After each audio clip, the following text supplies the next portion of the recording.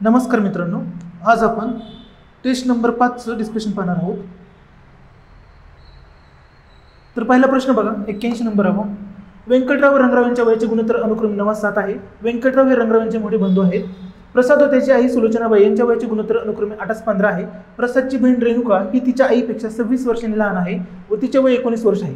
प्रसादचे वडील रंगराव हे प्रसादपेक्षा 25 वर्षांनी मोठे आहेत. तर रेणुकाच्या काकाचे वय दाखवणारा पर्याय निवडा. काय विचारले? रेणुकाच्या काकाचे वय दाखवणारा पर्याय निवडा.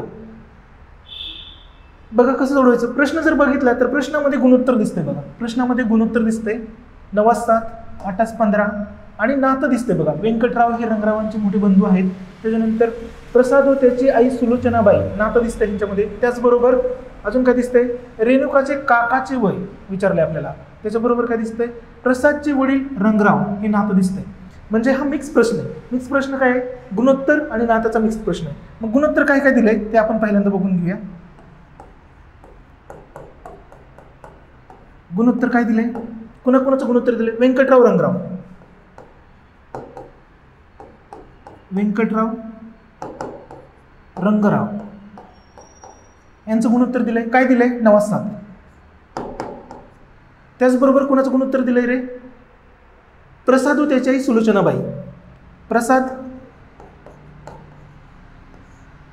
आणि कोण? सुलोचनाबाई.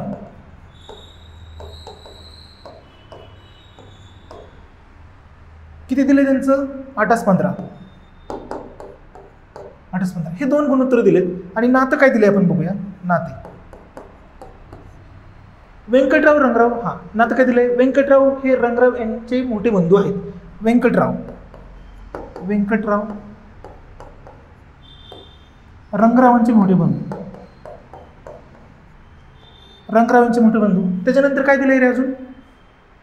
सुलोचनाबाई ही प्रसादची आई आहे म्हणून दिले. सुलोचनाबाई प्रसादची आई आहे म्हणून दिले. त्याच्याबरोबर प्रसादचे वडील रंगराव, म्हणजे रंगराव काय दाखवले? प्रसादचे वडील दाखवले. हा प्रसाद मुलगा आहे रंगरावांचा, बरोबर का? आणि प्रसादची आई म्हणजे यांची बायको झाली सुलोचनाबाई.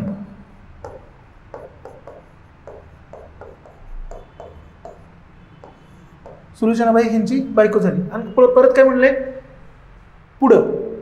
प्रसादची बहीण हे एक नातं दिले. बघा प्रसादची बहीण रेणुका ही तिच्या आईपेक्षा 26 वर्षांनी लहान आहे. पण प्रसादची बहीण कोण? रेणुका. प्रसादची बहीण रेणुका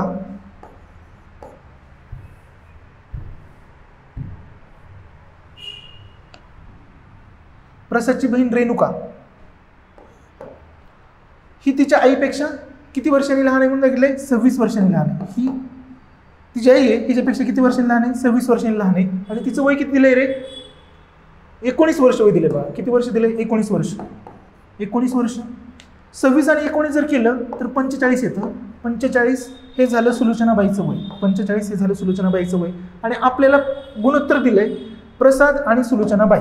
मग आपण ह्याच्यावरनं हे जर 45 येत असेल तर ह्याच्यावरनं प्रसादचं वय काढू शकतो आपण. जर 45 येत असेल, 45 म्हणजे बघा कसं, इथं लिहितोय मी प्रसाद सुलोचना. हा प्रसादचं किती, सुलोचनाचं किती वय आले? 45. गुणोत्तर काय दिलंय? 15. इकडे किती दिलंय रे? 8. मग 15ला जर 3 ने गुणलं तर 15 × 45 येतं. म्हणजे ही जर वय आलं 45 आहे ते. आणि ह्याला जर 3 ने गुणलं तर 24 येतं. म्हणजे हे प्रसादचं वय आलं 24. प्रसादचं वय आलं 24. जर प्रसादचं वय आपल्याला 24 मिळत असेल तर रंगराव किती वर्षांनी मोठे आहेत? हे प्रसादपेक्षा दाखवले 25 वर्षांनी मोठे आहेत. किती वर्षांनी मोठे आहेत? 25 वर्षांनी. म्हणजे रंगरावांचं पण वय मिळून जाईल. 25 आणि 24चं जर बेरीज केली, 5 आणि 4 9 आणि 2 आणि 4 49. म्हणजे रंगरावांचं पण वय आपल्याला मिळून गेलं 49. आता रंगरावांचं गुणोत्तर दिलंय 7-9 व्यंकटरावांशी. ह्याच्यावरनं आपण व्यंकटरावांचं वय काढू शकतो. कसं? व्यंकटराव रंगराव किती आहे? 7 आणि काय दिलंय? 9. आता वय किती आले ह्यांचं रंगरावांचं? 49. म्हणजेच काय? 7 × 7 जर केलं तर हे 49 येतं. आणि इथं जर 7 ने गुणलं तर 9 × 7 = 63 हे व्यंकटरावांचं वय मिळून जातं. व्यंकटरावांचं वय किती आलं मग? 63. पर्याय नंबर 3 उत्तर आहे. पर्याय नंबर 3 उत्तर आहे पहिला प्रश्न. पुढचा प्रश्न बघूया. 82. डाळिंबाच्या बागेत 625 रोपे समान उभ्या व आडव्या रांगेत लावलेले आहेत, तर 5व्या रांगेत एकूण किती डाळिंबाची रोपे असतील असं विचारलेलं आहे. समान हा शब्द महत्वाचा आहे. समान उभ्या व आडव्या रांगेत लावलेले आहेत. समान रांगा काढून घेऊ आपण. एक्स आणि 3 एक्स रोपे माहित नाहीत आपल्याला किती लावलेत ते. आणि टोटल रोपे किती सांगितलेत रे? एकूण रोपे बागेत 625 रोपे सांगितलेत. एकूण रोपे किती? एकूण 625 सांगितलेले आहेत. एकूण किती सांगितलेत? 625 दोन्ही रांगात. मग दोन्ही रांगांचा जर स्क्वेअर केला आपण, वर्ग केला, तर 625 एक्स बरोबर येतं 25. म्हणजेच प्रत्येक रांगेत किती रोपे असतील? 25 रोपे असतील. म्हणून प्रत्येक रांगेत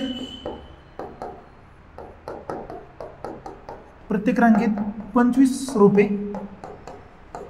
म्हणून 5व्या रांगेत सुद्धा 25 रोपे असतील. समान होतं त्याच्यामुळं 25 रोपे प्रत्येक रांगेमध्ये 25 रोपे असतील. त्याचबरोबर 5व्या रांगेत सुद्धा 25 रोपे असतील. नेक्स्ट क्वेश्चन नंबर 83 बघा, वाचतो मी. एका पाण्याच्या बाटलीतील धारकता ही 4/5 आहे. जर 96/5 लिटर पाणी या प्रकारच्या बाटल्यांमध्ये भरले व त्यातील 1/3 पाण्याच्या बाटल्या टेबल सी वर ठेवल्या, शिल्लक राहिलेल्या बाटल्या 1/4 बाटल्या ई टेबलावर ठेवल्या, त्यानंतर शिल्लक राहिलेल्या बाटल्यामधून 1/3 बाटल्या बी टेबलवर मांडल्या व राहिलेल्या सर्व बाटल्या ए टेबलवर मांडल्या, तर ए टेबलावर असलेल्या बाटल्यांची संख्या किती असं विचारलेलं आहे. काय मोठं दिसतंय? घाबरायचं नाही. धारकता, एका बाटलीची धारकता किती सांगितली? 1 बॉटल. एका बॉटलमध्ये किती पाणी बसतंय? 1 बॉटल. धारकता किती रे? 4/5 आहे. किती लिटर पाणी भरायचं आहे? 96/5 लिटर पाणी भरायचं आहे. भरायचे पाणी किती पाणी भरायचे आपल्याला? 96/5. हे 5 ला 5 गेलं म्हणजे 4. 4 दुने 8. खाली राहिला 1. 4 × 4 16. म्हणजे टोटल आपल्याला किती बॉटल लागतील? 24 बॉटल लागतील. एकूण लागणाऱ्या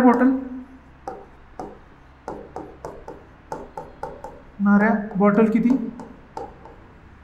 24 झाल्या. मग आता हे 24 बॉटलपैकी काय म्हटलंय पुढं? पाणी भरलं, सी टेबलावर ठेवल्या. किती बॉटल सी टेबलावर ठेवल्या? 1/3 बॉटल सी टेबलावर ठेवल्या. मग टेबल सी बघू आपण. टेबल सी किती बॉटल? 24 पैकी 1/3 म्हणजेच किती जातील? 3 8 24. म्हणजे टेबल सी वरती 8 बॉटल आहे. टेबल सी वरती किती बॉटल आल्या? 8 बॉटल. मग उरले किती रे? 24 मधून जर 3 गेले तर उरतात 16 बॉटल राहिल्या. 16 बॉटल. आता ह्या 16 बॉटल कुठे ठेवायच्या? शिल्लक राहिलेल्या बॉटलमधील 1/4 बॉटल ई टेबलावर. म्हणजे दुसरं काय? Table E. टेबल ई वरती किती म्हणता येते? 16 पैकी 1/4. 16 पैकी 1/4 म्हणजे किती जातील मग? 4 × 16 4 बॉटल. 4 बॉटल कुठंच गेल्या? टेबल ई वरती गेल्या. उरल्या किती मग? 16 - 4 किती उरल्या? 12 × 4 16. 12 बॉटल उरल्या. आता पुढच्या काय म्हणताय? त्यानंतर शिल्लक राहिलेल्या बॉटल 1/3 बॉटल बी टेबलावरती. Table B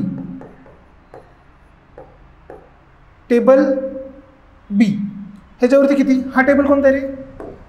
E. Table C हा ई आहे आणि हा टेबल बी.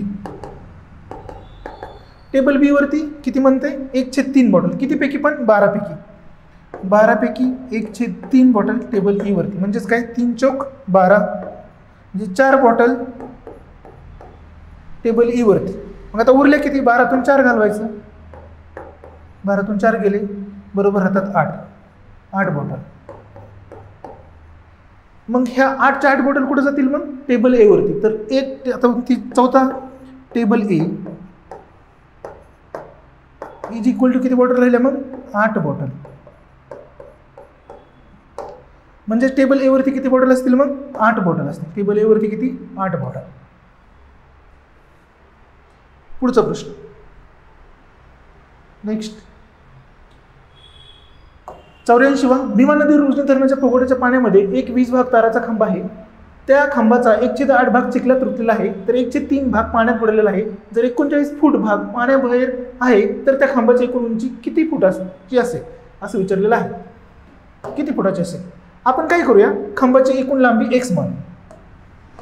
खांबाची एकूण लांबी किंवा एकूण उंची विचारले, एकूण उंची x मान. मग आता काय विचारले, ह्या x पैकी आता x मानलं, खांबाचा 1/8 भाग चिखलात रुतलेला आहे, म्हणजे x डिवायडेड बाय 8 हा भाग कुठे रुतला आहे? चिखलात अधिक 1/3 भाग पाण्यात, 1/3 भाग पाण्यात अधिक 39 फूट भाग पाण्याच्या बाहेर इज इक्वल टू x. बरोबर का? Is equal to x. मग आता हे सोडून घेऊ आपण, x मायनस 1/3 मायनस 1/8 बरोबर किती? 39. बरोबर 39. जर हे सोडवलं तर कसं येतं बघा, 3x minus x 2x divided by 3 वजा x divided by 8 is equal to 39. मग आता पुढे सोडू अजून आपण. 8 दुने 16x minus 3x divided by 8 त्रिक 24 इज इक्वल टू 39. 16तून 3x जर गेले तर 13x divided by 24 is equal to 39. मग इथं सोडतो वरती, 13x बरोबर 39 गुणुले 24. मग x बरोबर 13 39 गुणुले 24. मग x बरोबर येतं 24 त्रिक 72. म्हणजेच काय, खांबाची उंची किती असेल? मग 72 असेल. 72 फुटाची उंची असेल. किती? 72 फूट. 84 कंप्लीट. नेक्स्ट पुढचा बघू आता. 85वा, ABCDEF आणि G हे 7 मित्र एका वर्तुळाकार टेबलाभोवती केंद्राकडे तोंड करून बसलेले आहेत. खालील विधाने लक्षात घेऊन प्रश्नाची उत्तरे निवडा. काय काय विधाने दिलेत? वर्तुळाकार टेबल सांगितलेलं आहे आपल्याला. मग वर्तुळाकार टेबल मी इथं काढतो. किती मित्र बसलेत म्हणून सांगितले? 7 मित्र बसलेले आहेत. 1 2 3 4 5 6 7. आणि ह्यांची तोंड कुठं म्हणून सांगितलेत रे? केंद्राकडे तोंड. तोंड कुठं आहे त्यांची? केंद्राकडे. तोंड कुठं आहेत? केंद्राकडे तोंड आहेत. आता काय विधानं दिलेत बघूया आपण. विधान काय दिले बघा. काय दिले? जी हा डीच्या डाव्या बाजूला दुसरा आणि ई व एफचा शेजारी आहे. जी हा डीच्या डाव्या बाजूला दुसरा आणि ई व एफचा शेजारी आहे. जी बद्दल बोलले. जी हा, आता जी जर इकडं केंद्राकडे बघत असेल तर त्याची डावी बाजू कोणती असेल? ही डावी बाजू असेल. आणि उजवी बाजू कोणती असेल? ही उजवी बाजू असेल. मग काय म्हणते? जी हा डीच्या डाव्या बाजूला दुसरा, म्हणजे डी हित असेल का नाही?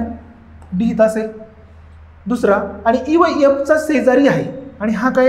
डी ई व एफचा शेजारी आहे. डीच्या डाव्या बाजूला दुसरा, ई आणि एफचा शेजारी आहे. म्हणजे हिथं काय असणार आहे? एफ किंवा ई असेल.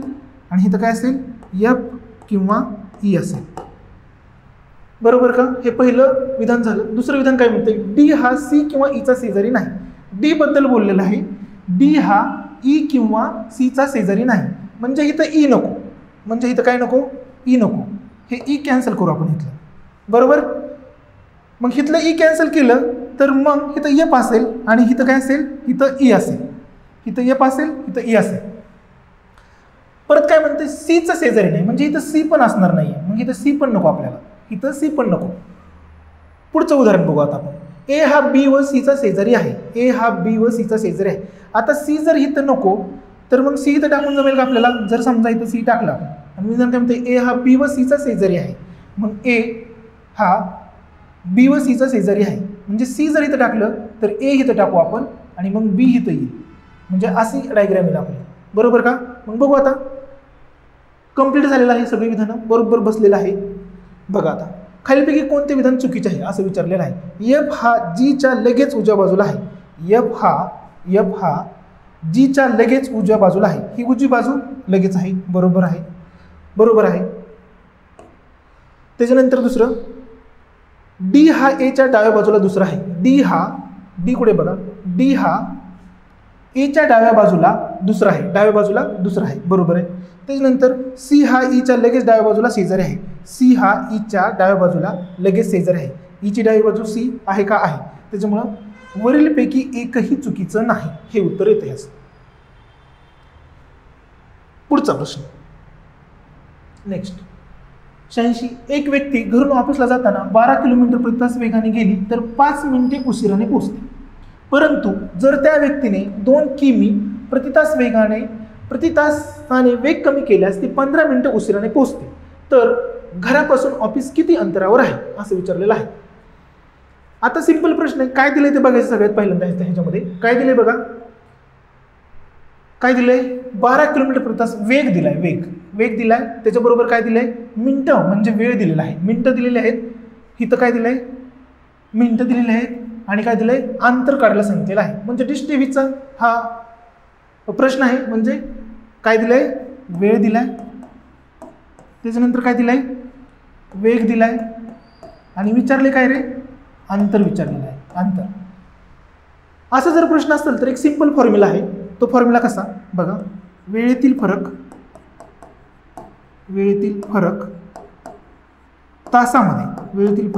तासामध्ये घ्यायचा, बरोबर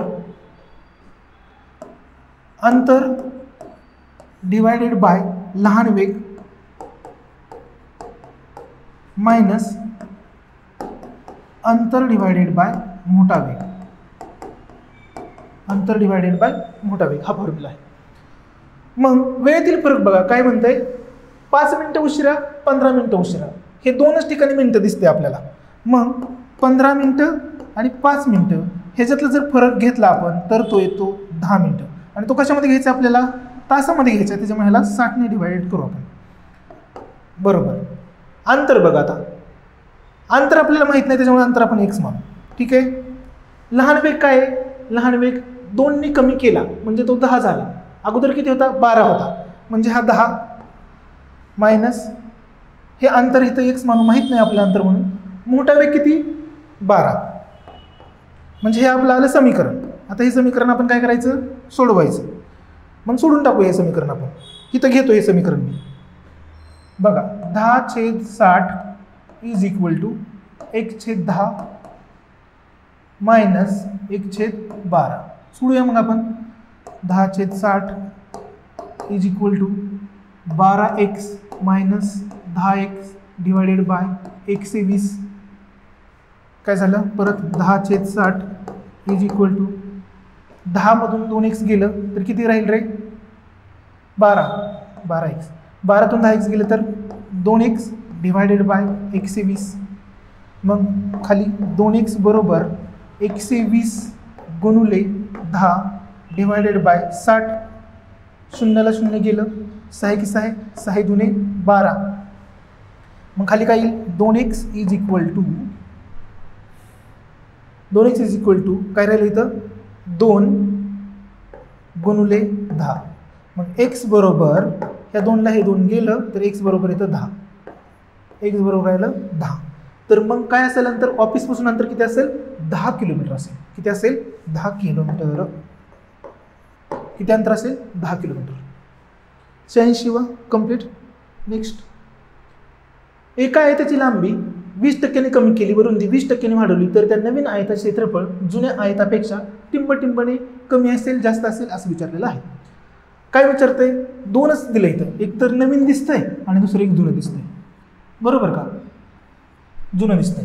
मग जुनं नवीनचं काय केलं त्यांनी, वाढवली तर नवीन आयत क्षेत्रफळ जुन्या आयतापेक्षा किती असेल. मग जुनं आयत बघू आपण, हे वरती काढू, जुना आयत, आणि इकडे काय काढू, नवीन आयत.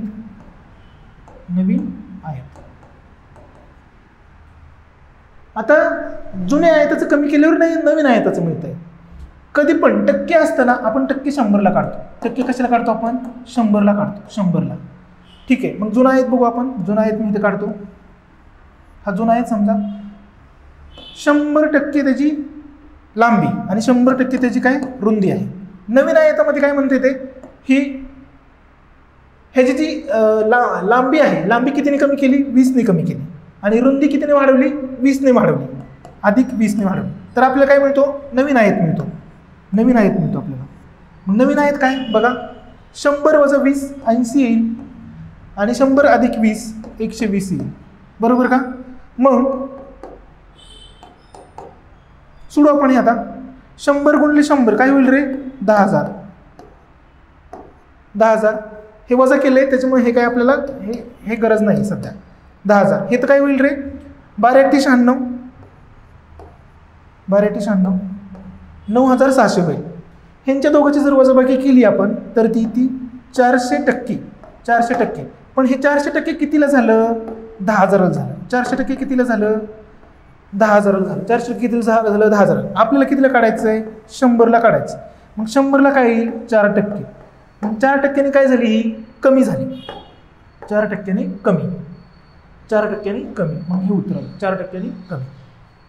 नेक्स्ट, खालील आकृतीत ए व आकृती बी या एकाच घनाच्या आहेत. या आकृतीचे काळजीपूर्वक निरीक्षण करून 2 अंक असलेल्या पृष्ठभागाच्या विरुद्ध बाजूच्या पृष्ठभागावर कोणता अंक असेल?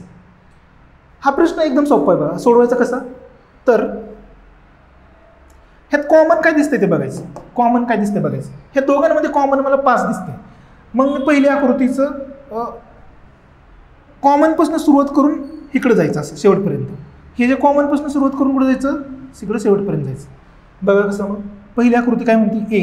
ए वाला मी लिहितोय 5 3 1. बी वाला लिहितोय मी आता 5 2 4. आता बघा विचारलंय काय?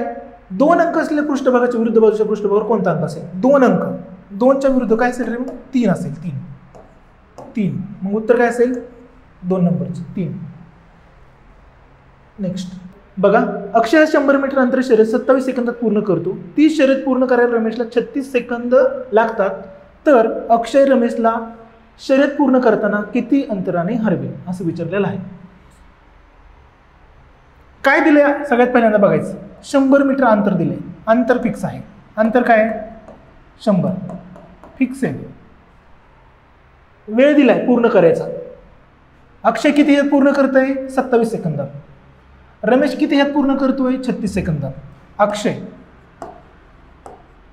किती सेकंदात पूर्ण करतो? 27. रमेश किती ह्याच्यामध्ये करतोय? 36. म्हणजे रमेशला जास्त वेळ लागतोय, अक्षयला कमी वेळ लागतोय. म्हणजे ह्याचा वेग जरा जास्त असणार आहे आणि रमेशचा वेग कमी असणार आहे. बरोबर ना? मग ह्यांचा लसावी काढू आपण. ह्यांचा लसावी जर काढला तर तो 108 येतो. लसावी किती येतो? 108. जर 27ने 108ला भागितलं तर काय येतं? 4 येतं. आणि 36ने जर 108ला भागितलं तर 3 येतं. म्हणजे अक्षयचं स्पीड 4 असेल आणि रमेशचा स्पीड 3 असेल. म्हणजे कमी आहे ह्याचा स्पीड. बरोबर का?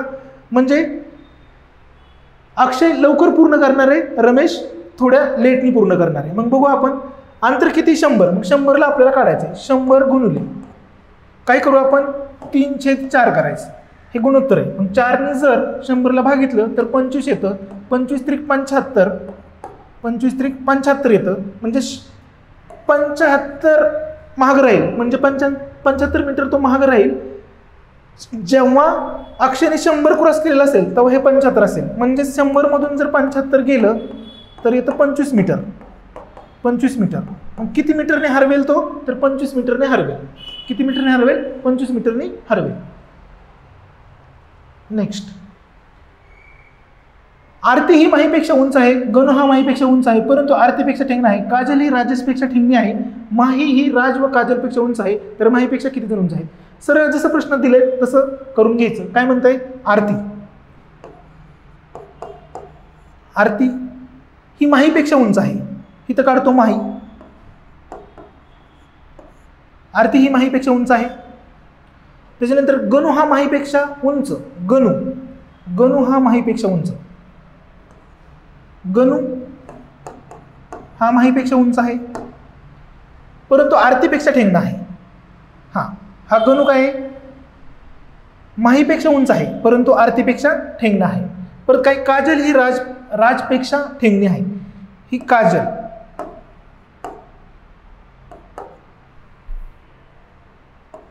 काजल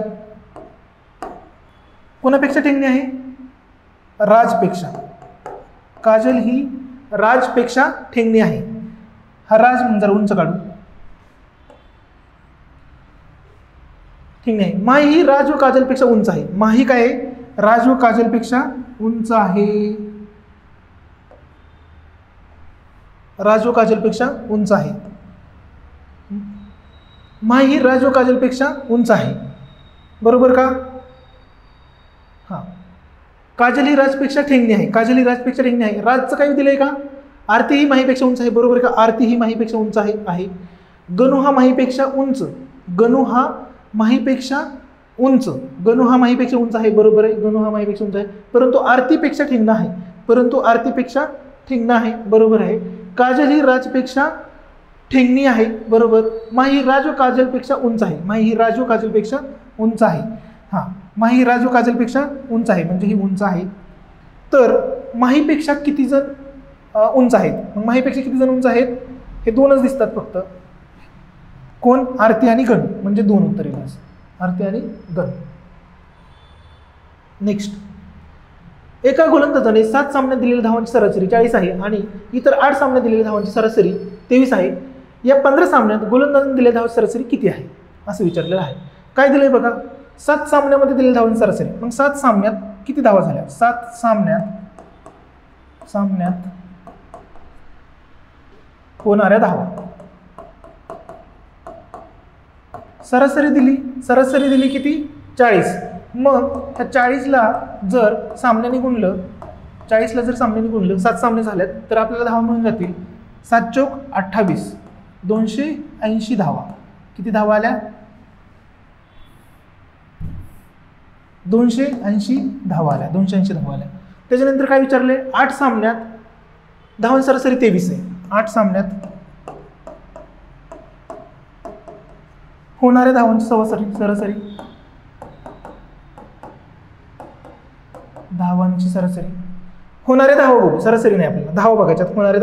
होणाऱ्या धावा किती रे, किती सरासरीने दिल्या, किती सामन्यात, 8 सामन्यात, 23च्या सरासरीने दिल्या. 23ला जर 8ने गुणलं तर धावा मिळून जातील आपल्याला 8 त्रिक 24, 2, 8 2 16, 17, 18, 184 धावा मिळाल्या, 184 धावा.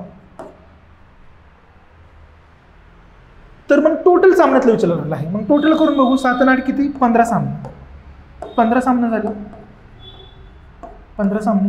आणि टोटल धावा किती झाल्या, मग ह्याची बेरीज करून घेऊ. 4, 8 आणि 8 16, 6, 1, 2 आणि 1, 3 आणि 1, 4, 464. मग सरासरी कशी काढतो आपण, सरासरी बरोबर एकूण सरासरी, बरोबर एकूण सरासरी बरोबर एकूण म्हणजे टोटल. आता एकूण सरासरी बरोबर टोटल धावा 464 डिवायडेड बाय 15. जर 15ने ह्याला भाग घातला, 15 1 15, 15 30, 15 त्रिक 45, खाली राहिला 1, वरून आला 14, भाग बसला शून्याचा, परत वरून घेतला 0, 15 9 35 असे म्हणजे 30.9 येत आहे. किती येत आहे, 30.9 आहे का इथं, हां 30.93 म्हणजे 2 नंबरचं उत्तर येईल. नेक्स्ट, खालील प्रश्नात दिलेल्या मालिकेतील प्रश्नचिन्हाच्या जागी येणारी संख्या निवडा. प्रश्नचिन्हाच्या जागी येणारी संख्या निवडा. असा जर प्रश्न असेल तर शक्यतो फरक बघायचा, गुणाकार करून बघायचा, शक्यतो फरकच बघा, फरकावरूनच उत्तर येऊन जातं, बऱ्यापैकी येऊन जातं. बघा मग बघूया आपण फरक. 180 मधून जर 9 घालवलं तर 171 येतं. 171 मधून जर परत 9 घालवलं तर 162 येतं. 189 अधिक 9 केलं तर 198 येतं. मग 198 अधिक 9 केलं तर किती येईल, मग 198 अधिक 9 207 येतं. किती येतं, 207. उत्तर काय ह्याचं, 207. नेक्स्ट, हा प्रश्न प्रिंट मिस्टेक आहे, रॉंग आहे, त्याच्यामुळे हा प्रश्न आपण कॅन्सल करूया. नेक्स्ट 94 प्रश्न आहे. ए आणि बी मिळून 10 दिवसात एक काम पूर्ण करू शकतात. बी हा त्याच कामाला एकट्याने काय म्हणतोय, बी हा त्याच कामाला एकट्याने 15 दिवसात पूर्ण करू शकतो. एला तेच काम एकट्याने पूर्ण करण्यासाठी किती वेळ लागेल असं विचारलेलं आहे. तर आपण बघूया ए आणि बी दोघांचं मिळून काम पकडूया आपण. दोघांचे काम वाय मान, दोघांचे काम काय म्हणू, वाय मान. आणि एकट्याचे काम एक्स मान. दोघांचं काम वाय मानू आणि एकट्याचं काम काय म्हणू, एक्स मानू. मग एला एकट्याने काम पूर्ण करायला किती वेळ लागेल असं बघायचं. मग एला एकट्याने काम पूर्ण करण्यासाठी लागणारा वेळ बरोबर x Y divided by x minus Y. X Y मग ए आणि बी मिळून 10 दिवसात पूर्ण करतात. मग काय करू आपण, 10 गुणले एकटा किती दिवसात करतो, 15 दिवसात. म्हणजे 15 गुणले 10 किंवा 10 गुणले 15 मायनस 15 वजा 10 काय येते बघा. मग 10 गुणुले 15, 15तून 10 गेले 5 येतं, 5 त्रिक 15 आणि 3 गुणुले 10 किती येतं, 30 येतं. म्हणजेच एला एकट्याने काम पूर्ण करायला किती वेळ लागेल, 30 दिवस लागतील. एला एकट्याने काम पूर्ण करायला किती दिवस लागेल, 30 दिवस लागतील. उत्तर नंबर 1. नेक्स्ट इंग्रजी वर्णमालाक्रमावर आधारलेल्या दिलेल्या मालिकेत प्रश्नचिन्हाच्या जागी काय आलं पाहिजे असं बघायचं. ABCD लिहून घ्यायची सगळ्यात पहिल्यांदा आणि सोडवायचा हा प्रश्न. बघा काय दिले, बघू ऑब्झर्वेशन करू. पहिलं DJDT LEW NFZ PGC. जर ऑब्झर्वेशन केलं तर बघा डी नंतर ई दिसतंय, ई नंतर एफ दिसतंय, जी दिसतंय, म्हणजे ABCDEFG म्हणजे इथं एच आलं पाहिजे बरोबर का. त्याच्यानंतर जे नंतर काय रे, जे नंतर एल यासाठी ABCDFG जे के एल नंतर एन झालं, NOP, पी नंतर LMNOP, हिथं येईल क्यू आणि हिथं येईल मग आर. आता इथं बघू टी STU फी डब्ल्यू नंतर XYZ नंतर ABC, सी नंतर DABC DE आणि मग काय इथं येईल एफ. मग आहे का असं RHF पहिला. पुढचा नेक्स्ट 96 क्वेश्चन. एक व्यक्ती प्रवाहाच्या विरुद्ध दिशेने 7 किलोमीटर प्रति तास वेगाने आणि प्रवाहाच्या दिशेने 10 किलोमीटर प्रति तास वेगाने नौकानयन करू शकते, तर प्रवाहाचा वेग शोधा. असं विचारलेलं आहे. प्रवाहाच्या विरुद्ध दिशेने किती, प्रवाहाच्या विरुद्ध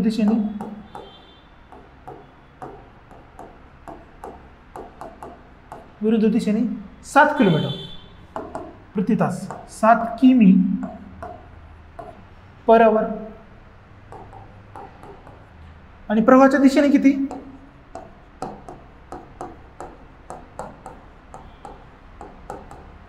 दिशेने 10 किमी पर आवर. 10 किमी पर आवर. ह्याला आपण विरुद्धला वाय मानू आणि ह्याला एक्स मानू. तर काय विचारले, तर प्रवाहाचा वेग शोधा. मग प्रवाहाचा वेग बरोबर